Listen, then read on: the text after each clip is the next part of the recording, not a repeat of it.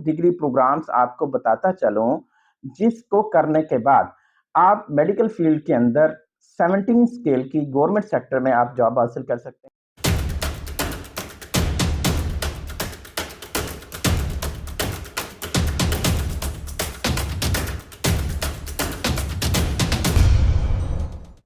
अस्सलाम वालेकुम रहमतुल्लाहि व बरकातहू। बिस्मिल्लाहिर रहमानिर रहीम। अल्हम्दुलिल्लाहि रब्बिल आलमीन वस्सलातु वस्सलामु अला अशरफिल अंबियाई वल मुरसलीन। आज मैंने जिस टॉपिक और जिस लेक्चर का इंतखाब किया है वो पेरेंट्स के लिए, वो बॉयज़ और गर्ल्स सभी के लिए इंतहाई अहम है। ये टॉपिक ये है कि एफएससी करने के बाद हमें क्या करना चाहिए। एफएससी करने के बाद मैं आपको बहुत से ऐसे प्रोग्राम्स बताऊँगा जो बहुत उनकी सिग्निफिकेंस भी आपको बताऊँगा, मेरिट्स और डीमेरिट्स भी आपको सभी मैं बताऊँगा इंशाल्लाह। और उसके साथ-साथ वो कौन से कॉलेजेस, कौन सी यूनिवर्सिटीज़ हैं जो इन डिग्री प्रोग्राम्स को करवा रही है, उन सभी के बारे में इंशाल्लाह आपसे डिस्कस करूँगा। और इसके साथ ये बात भी डिस्कस करूँगा कि कौन से प्रोग्राम्स ऐसे हैं जो बॉयज़ के लिए ज़्यादा बेस्ट हैं और कौन से प्रोग्राम्स हैं जो गर्ल्स के लिए बेस्ट हैं और कौन से प्रोग्राम ऐसे हैं जो दोनों के लिए इक्वली जो है बेस्ट रहेंगे। इसके साथ अगर हम देखते हैं कि FSc pre medical for example हमने कर ली। एफएससी प्री मेडिकल के बाद आपको पता है कि ज़्यादातर कोशिश होती है कि हम एमडी कैट करके एमबीबीएस करें। अगर एमबीबीएस आप कर लेते हैं, एमडी कैट के अंदर आपका मेरिट बन जाता है, तो ये दी बेस्ट है, वेल एंड गुड है। एक आप मसीहा का काम करेंगे, एक परेशान मरीजों को जिनको कोई दवा नहीं मिल रही, उनके लिए आप दवा का बंदोबस्त करेंगे। ये एक बहुत अच्छा फील्ड है। फॉर एग्जाम्पल हमारे एमडी कैट क्लियर नहीं हुआ, अब हमें क्या करना चाहिए? अब बहुत से वालिदैन परेशान हैं, बहुत से गर्ल्स, बॉयज़ परेशान हैं। मेरे पास कई वालिदैन के फ़ोन आए हैं, कई बच्चों के मेरे पास फ़ोन आ रहे हैं कि सर हमें बताएँ कि हमने एमडी कैट क्लियर नहीं हुआ, एफएससी कर ली है, एफएससी में अच्छे मार्क्स आए हैं, अब हमें क्या करना चाहिए, किस तरफ मूव करना चाहिए? तो लिहाज़ा मैं इसलिए इस लेक्चर का इंतखाब किया कि मैं ये वो डिग्री प्रोग्राम्स आपको बताता चलूँ, जिसको करने के बाद आप मेडिकल फील्ड के अंदर 17 स्केल की गवर्नमेंट सेक्टर में आप जॉब हासिल कर सकते हैं। अगर से गवर्नमेंट सेक्टर में नहीं तो आप प्राइवेट सेटअप पर एक अच्छी जॉब हासिल कर सकते हैं। आइए हम इस प्रोग्राम को आगे लेके चलते हैं कि कौन-कौन से ऐसे प्रोग्राम हैं। उनमें मैं आपको बताऊँगा, जैसे मैंने आपको बताया कि अगर एमडी कैट आपका क्लियर नहीं हुआ, तो उनमें हम सेकंड नंबर पर हम कर लेते हैं कि हमें डेंटिस्ट्री की तरफ चला जाना चाहिए, कि बीडीएस के अंदर चला जाना चाहिए। बीडीएस के अंदर ये है कि बीडीएस में बॉयज़ के लिए भी बहुत अच्छा है जो डेंटल सर्जन है, और गर्ल्स के लिए भी बहुत अच्छा है, क्योंकि बहुत सी ऐसी फीमेल्स हैं जिनको अगर डेंटल इश्यूज होते हैं तो उनको मेल के पास जाने में बड़ी मतलब एक ऑकवर्ड सा वो फील करती हैं। तो इसलिए वो फीमेल डेंटल सर्जन के पास जाने में बड़ा ईज़ी फील करती हैं। तो इसलिए ये दोनों मेल और फीमेल दोनों के लिए बहुत अच्छा है बीडीएस डेंटल सर्जन। और यहाँ तक कि पेरिफेरी के अंदर कोई डेंटल के क्लिनिक्स जो हैं, बहुत अच्छे क्लिनिक्स मौजूद नहीं है। पेरिफेरी के अंदर कोई ऐसे क्लिनिक्स नहीं है। अगर आप करने के बाद ये सोच रखते हैं कि अपनी क्लिनिक्स बनाएँगे और पेरिफेरी के अंदर बना देते हैं, एक ऐसी जगह पर, एक छोटे शहर के अंदर जहाँ पर मतलब पढ़ी-लिखी आबादी भी मौजूद है, तो ये बहुत अच्छा क्लिनिक आपका चल सकता है। इसके बाद अगर हम देखें कि हम अलाइड हेल्थ साइंसेज़ का ज़िक्र भी मैं करूँगा इंशाल्लाह। अलाइड हेल्थ साइंसेज़ में कौन-कौन से प्रोग्राम्स आते हैं, इसके बाद हम नर्सिंग का भी ज़िक्र करेंगे। नर्सिंग के साथ-साथ मैं फार्म डी का भी बताऊँगा आपको। एक-एक करके मैं इसकी एप्लीकेशन, अच्छा, एक और बड़ी अहम बात है जो आपको पता होना चाहिए कि जब भी जिस भी प्रोग्राम का आप इंतखाब करें, ये पेरेंट्स के लिए, बॉयज़ गर्ल्स सभी के लिए मैं बात करना चाह रहा हूँ, उनकी आप एप्लीकेशंस फील्ड के अंदर देखा करें। अच्छा, ये बात भी आपने फील्ड के अंदर, ये बात तो होगी कि आपने फील्ड में उसकी एप्लीकेशन देखी नहीं है कि हम हॉस्पिटल में जॉब कर सकते हैं, हम इंडस्ट्री में जॉब कर सकते हैं, हम फील्ड के अंदर जॉब कर सकते हैं, हम एनजीओज़ में जॉब कर सकते हैं, हम फॉरेन कंट्री के अंदर इसकी जॉब कर सकते हैं। ये बात तो हो गई, आपने इस चीज़ को भी मद्देनज़र रखना है। उसके बाद देखना है कि आपकी गर्ल्स ने खास तौर पे इन चीज़ों को देखना है कि फ्यूचर के अंदर ऐसे प्रोग्राम का इंतखाब करना है कि जो फ्यूचर के अंदर वो काम कर सकती हों।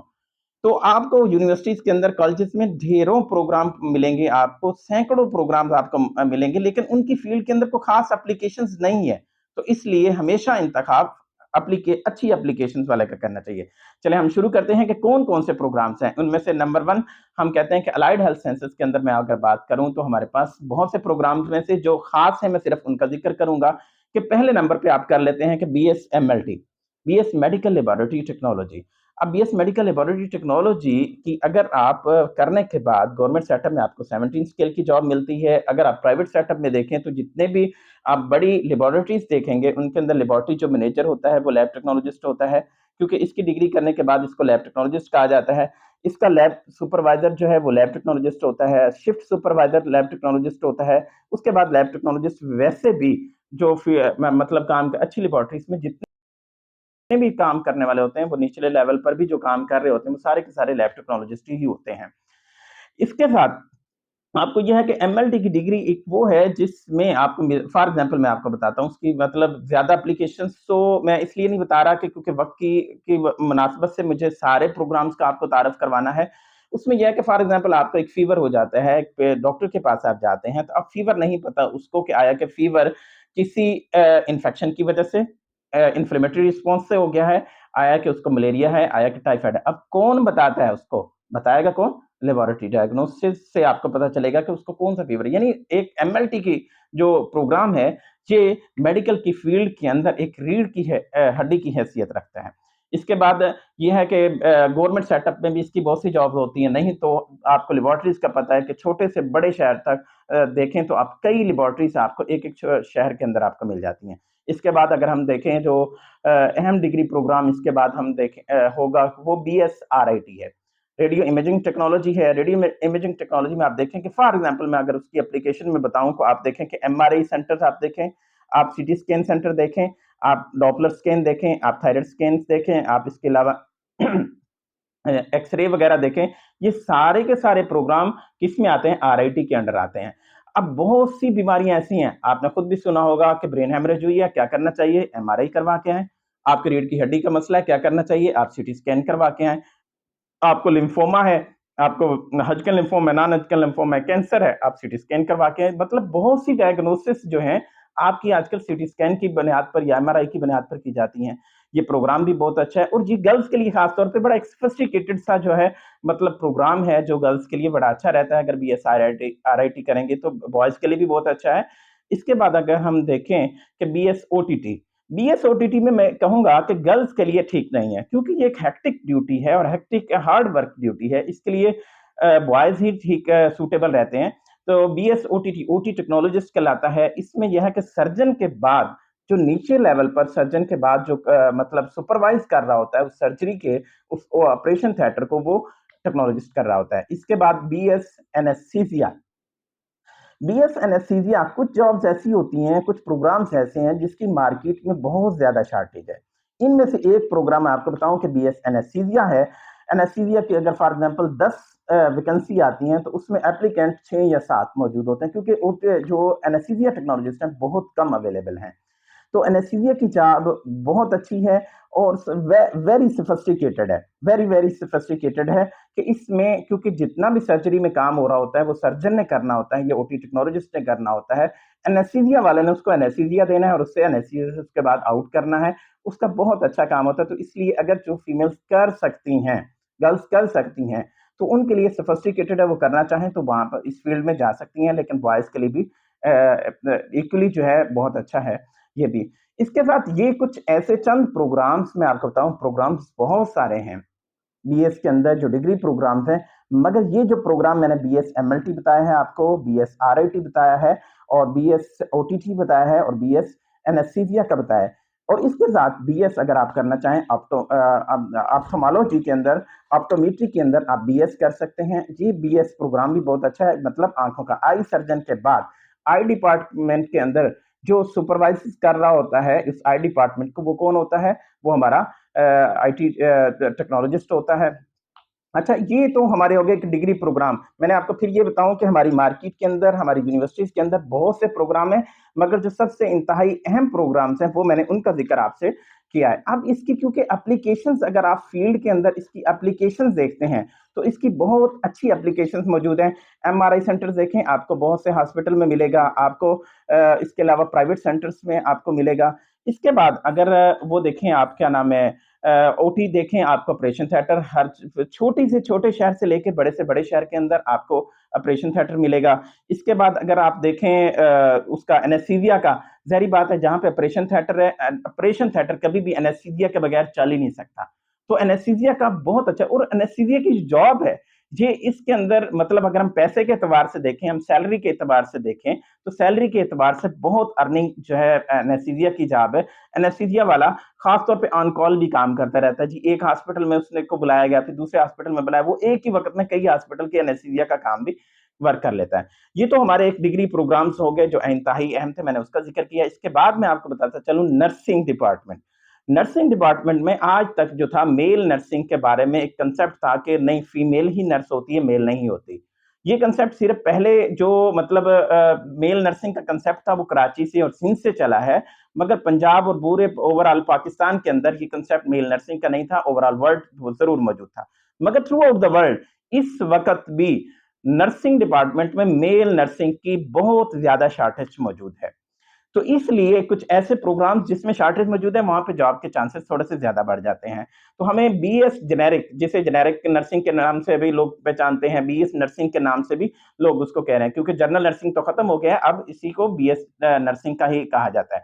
तो बीएस नर्सिंग में मेल और फीमेल दोनों, इनकी जॉब अपॉर्चुनिटीज बहुत ज्यादा मौजूद है। एक एक हॉस्पिटल में, प्राइवेट हॉस्पिटल भी हो वहां पे 100 के करीब, 150 के करीब बड़े हॉस्पिटल है वहां पे 300 350, मतलब इस तरह से और बड़े हॉस्पिटल हैं। तो मतलब इतनी ज्यादा इनकी नर्सिंग डिपार्टमेंट की जो जॉब अपॉर्चुनिटीज होती हैं बहुत ज्यादा होती हैं। और इसके अलावा अगर आप नर्सिंग में बीएसएन के बाद आप एमएसएन कर लेते हैं, तो एमएसएन की तो बहुत ही ज्यादा, पूरे पाकिस्तान तो अलग, पूरी दुनिया के अंदर एमएसएन की बहुत ज्यादा शॉर्टेज है।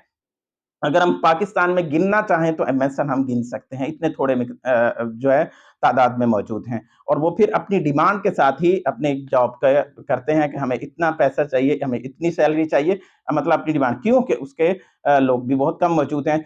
अब ये नर्सिंग भी होगी, हमें फार्मडी के बारे में, फार्मेसी के बारे में। अब फार्मेसी जो है, D pharmacy, doctor of pharmacy, जो डॉक्टर ऑफ फार्मेसी है, इसके करने के फायदे क्या हैं और नुकसान क्या हैं? फायदे इसके ये हैं कि फार्म डी करने के बाद अगर आप जॉब ना भी करें, कोई काम ना भी करें, तो आपको सालाना 3 से 4 लाख आपको घर बैठे मिल जाता है, क्योंकि आप अपनी जो डिग्री है मतलब ए कैटेगरी, ये ए कैटेगरी किसी भी फार्मेसी, अब फार्मेसी और मेडिकल स्टोर में थोड़ा सा आपको एक सादा लफ्जों में फर्क बता दूं कि छोटे से लेवल पे आप जो मेडिकल स्टोर जहां से दवाई ले आते हैं वो मेडिकल स्टोर होता है, और एक देखा होगा आपने बहुत बड़े लेवल पे जो है आपकी फार्मेसी बनी होती है, उसको मेडिकल स्टोर नहीं, वो फार्मेसी कहते हैं। वो हर किस्म की अद्वियात रख सकते हैं। उनके पास कौन सी डिग्री होना जरूरी है?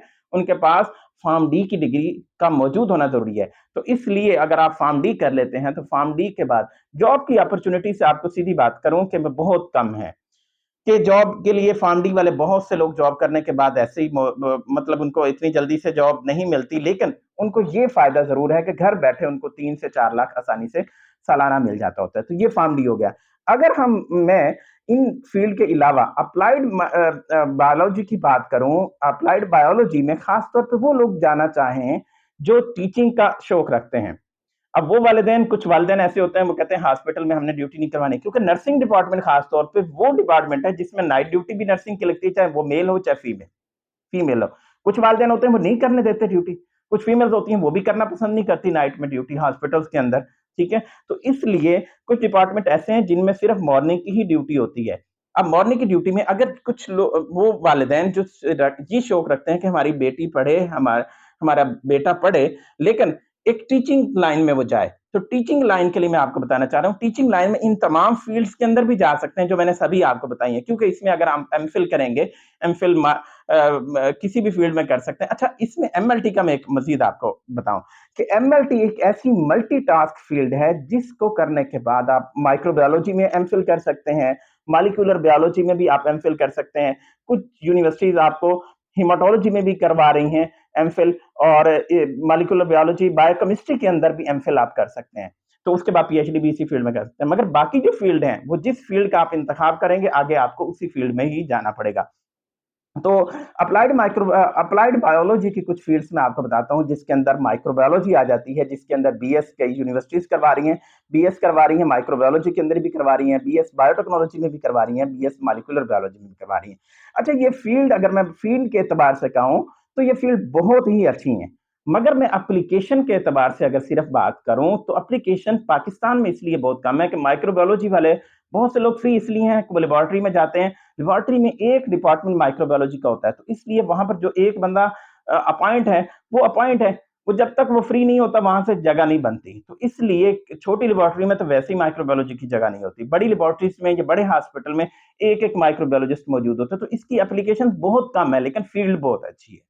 इसके बाद बायोटेक्नोलॉजी कहूँ तो बायोटेक्नोलॉजी या मॉलिक्यूलर बायोलॉजी की फील्ड इंतहाई अच्छी है, मगर पाकिस्तान के अंदर इसका कोई खास स्कोप और खास एप्लीकेशन, खास जॉब अपॉर्चुनिटीज नहीं मौजूद, मगर फील्ड के एतबार से करूँ तो बहुत अच्छी है, क्योंकि बहुत सी आजकल डायग्नोसिस जो हम करते हैं डिजीज की, वो किसकी जेनेटिक्स की बुनियाद पर, जीन्स की, क्रोमोसोम्स लेवल पर हम जाकर उनकी डिजीज की डायग्नोसिस कर रहे होते हैं। तो इसलिए वो डायग्नोसिस करने में जेनेटिक्स जो वाले मॉलिक्यूलर बायोलॉजिस्ट का या बायोटेक्नोलॉजिस्ट का काम बहुत अहम होता है। लेकिन ये बाली को एमएलटी वाला बंदा आपको बताएं कि मल्टीटास्क, वो माइक्रोबायोलॉजी भी कर सकता है, वो बायोटेक्नोलॉजी भी कर सकता है, वो मॉलिक्यूलर बायोलॉजी भी कर सकता है, वो हीमाटोलॉजी भी कर सकता है। ये मल्टीटास्क पर्सन एमएलटी वाला एक हो जाता है। अच्छा, ये field applied micro applied biology की मैं फील्ड्स बता रहा था, इनमें से कुछ ये फील्ड बताई। उसके बाद अगर आप खालिसतन बिल्कुल कहते हैं कि मैंने एक स्कूल या कॉलेज में एक जॉब करनी है जो टीचिंग की, एजुकेटर के तौर पर या लेक्चरर के तौर पर जॉब करनी है, तो फिर आप बॉटनी या ज़ूलॉजी की फील्ड को सिलेक्ट करें, या फिर आप बायोलॉजी, सिर्फ बायोलॉजी या बीएस केमिस्ट्री की आप फील्ड को सिलेक्ट करें। उसके अंदर आप आगे बढ़ें, उसमें एमफिल करें या पीएचडी करें, तो इस तरह से आप टीचिंग की फील्ड के अंदर जा सकते हैं।